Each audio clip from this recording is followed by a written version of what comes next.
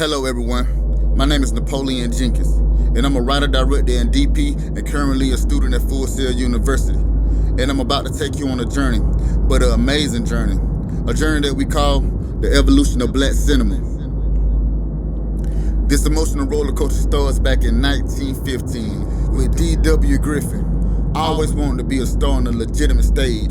He switched from acting to directing and creating one of the most controversial films in the silent era called The Birth of a Nation. Known for reinventing the KKK, and one of the reasons that the NAACP was started, it also had an influence on black culture. After seeing such a film, the African Americans felt like they needed to respond to the birth of the nation in a cinematic way. So a new company was formed called the Lincoln's Film Corporation. Lincoln's Film struggled because the lack of black technicians in the black communities. So they were forced to hire white technicians, but the low of the low in the film industry at the time. So in 1919, a black book writer named Oscar Micheaux wrote a book called The Homesteader. It was popular with the black and white community and also became the first feature-length film produced by an African American. In 1942, Gordon Parks moved from NYC to Chicago. He was a street photographer who identified his camera as his weapon of choice. As an activist, focused on issues like civil rights, poverty, race relations, and urban life, he also went on to become the first black filmmaker to direct a studio picture in 1971, titled Shaft, the film that inspired African-American directors all over the world, like John Singleton. I would say, around this time, black cinema was really starting to take shine. Known as the Godfather of black cinema himself, born in Chicago, Melvin Van Peebles started off his film career filming shorts, hoping to work for the studios. After being turned down by all the majors, he moved to France and independently filmed his first feature in 1971, Sweet Sweet Badass Song. Watch out now.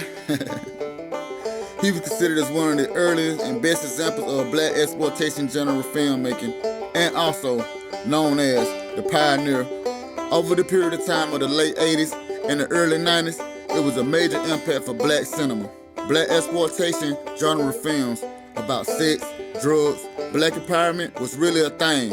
Robert Townsend directed a 1991 classic titled The Five Heartbeats, a biopic of a famous singing group called The Temptations. Born in 1957 in Atlanta, Georgia, Spike Lee was a writer, director, and producer with films such as 1989 Do the Right Thing and 1992 Malcolm X.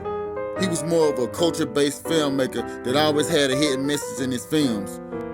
And always compared to Spike Lee, John Singleton, born in 1968 in Los Angeles, California, brought Compton to the big screens with his 1991 film, Boys in the Hood. He opened the eyes to the world of what was really going on in the black neighborhoods. At this time, black cinema became a time of expression. And in the 2000s, music artists started getting involved into the film industry to increase their album sales.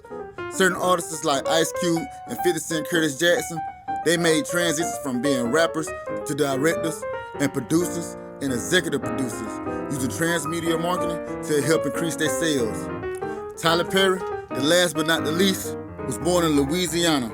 He is the mastermind behind 24 feature films, 20 stage plays, 17 TV shows. He just purchased 330 acres to open up 400 job opportunities, turning Atlanta into the new Hollywood. So there you have it.